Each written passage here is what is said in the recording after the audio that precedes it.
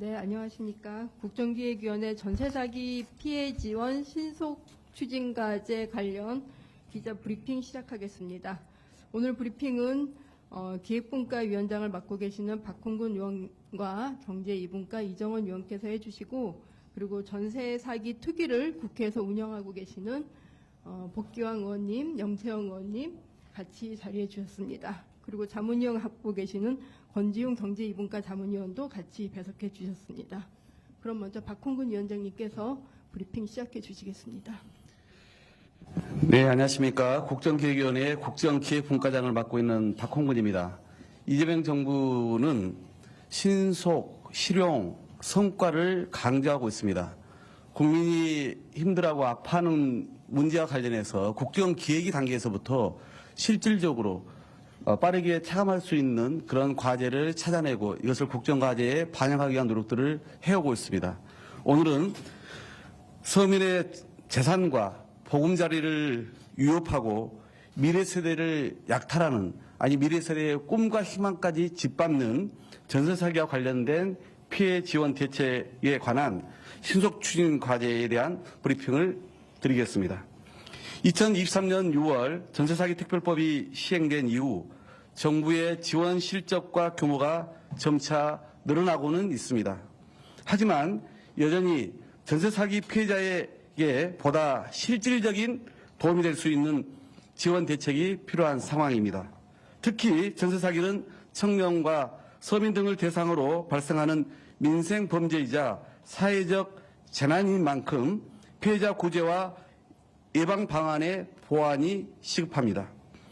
이에 국정기획위원회에서는 그간 전문가 의견 청취, 정부 및 전세사기 피해자 간담회 등을 통해 피해 지원 대책의 조속한 마련에 공감대를 형성하고 국정과제에 전세사기 피해 지원을 포함시키고 그 대책 중 신속한 추진으로 피해자와 국민이 체감할 수 있는 내용을 중심으로 건의하려고 합니다.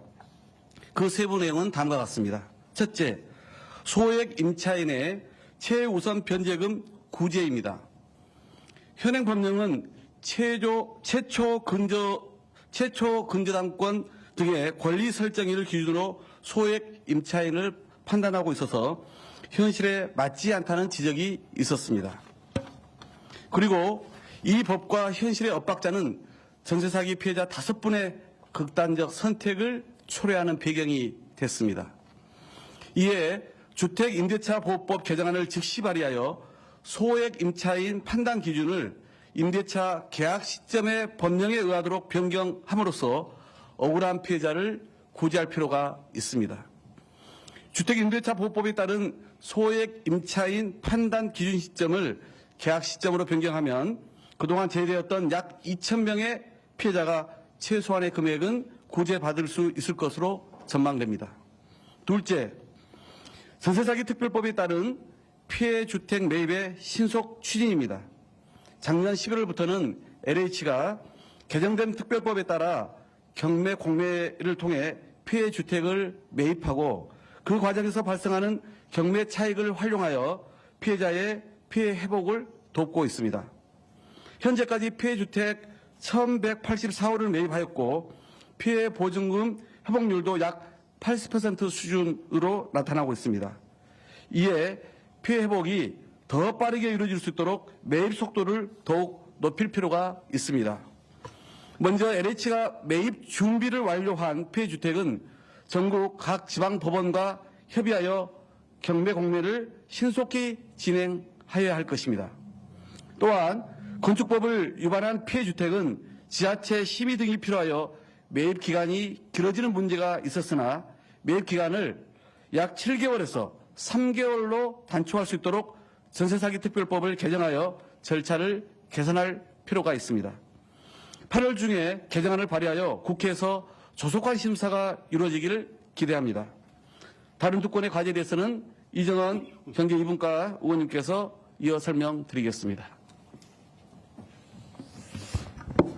네, 국정기획위원회 경제 2분과 기획위원 이정원 국회의원입니다. 이어서 말씀드리겠습니다. 지난해 9월 전세사기 특별법을 개정함으로써 신탁사기 피해주택도 LH가 매입하고 있습니다. 매입한 피해주택을 피해자에게 지원할 수 있도록 근거가 마련된 것입니다. 하지만 신탁사기 피해주택은 통상 권리관계가 복잡합니다. 신탁사 등과 매입 조건 및 가격에 대한 협상이 필요합니다. 이에 따라서 안타깝게도 아직까지 실제 매입 사례가 없는 상황입니다. 신탁사기 관련 피해 주택에 대한 권리관계 실태조사를 오는 8, 9월 중에 즉시 착수해야 합니다. 신탁사가 피해 주택을 매각하는 경우 LH에게 우선 협의하도록 하는 절차를 마련해서 신탁사기 피해자를 신속하게 구제할 필요가 있습니다. 마지막으로 전세 사기 특별법에 따른 피해자 결정을 신청했지만 피해자로 결정받지 못한 신청자에게 심의 결과를 상세하게 설명함으로써 전세 사기 피해자 심의 과정에 대한 투명성을 높이겠습니다. 시스템 개선에 즉시 착수해서 10월부터는 신청자들이 납득할 만한 설명을 들을 수 있도록 해야 하겠습니다. 이를 통해서 기존 신청자가 부결 사유를 보완하고 피해자 결정 재신청을 함으로써 결과적으로 더 많은 피해자가 특별법에 따른 지원을 받을 수 있을 것으로 저희는 기대하고 있습니다. 이번에 발표한 대책을 통해서 피해자들 신속하게 피해를 회복하고 하루빨리 일상으로 돌아갈 수 있기를 간절히 바랍니다. 신속과제로 반영이 되면 후속 조치를 차질 없이 이행할 수 있도록 국회와 대통령실이 긴밀히 협의하는 등 앞으로도 최선의 노력을 다하겠습니다. 고맙습니다. 질문 있으신 기자분께서는 손을 들어주시기 바랍니다. 네. 네, 질문이 좀 어려우시죠? 이 내용이 좀 복잡합니다. 저도 이 사안에 관심을 갖게 된 게 국정기획위원회 오면서 많은 분들이 특별법이 2년 전에 만들어졌음에도 불구하고 여전히 피해 사각지대가 있다. 이로 인해서 많은 분들이 스스로 극단적 선택을 하고 있다라는 마음을 전해 듣고 이 문제를 직접 경제 2분과만이 아니라 법무부 금융위원회가 관련되어서 또 마침 당에 TF가 구성되어 있어서 합동으로 저희가 그동안 이 문제를 챙겨왔던 것입니다. 다행히 그 과정에서 그동안 정부의 입장에 변화가 있었고 또 해결책을 찾을 수가 있었습니다. 그래서 저희는 이 전세 사기 문제와 관련해서는 이 피해자에 대한 구제 대책과 함께 향후의 예방 대책도 당연히 저희가 살펴야 되지 않겠습니까? 그 문제는 향후 이제 오늘 4가지의 저희가 신속 추진 과제를 말씀드렸습니다만은 국정 과제 안에 이 전세 사기 피해와 관련된 실천 과제가 한 항목으로 들어갈 거고 그 실천 과제의 이행 계획서를 저희가 지금 검토 중에 있습니다.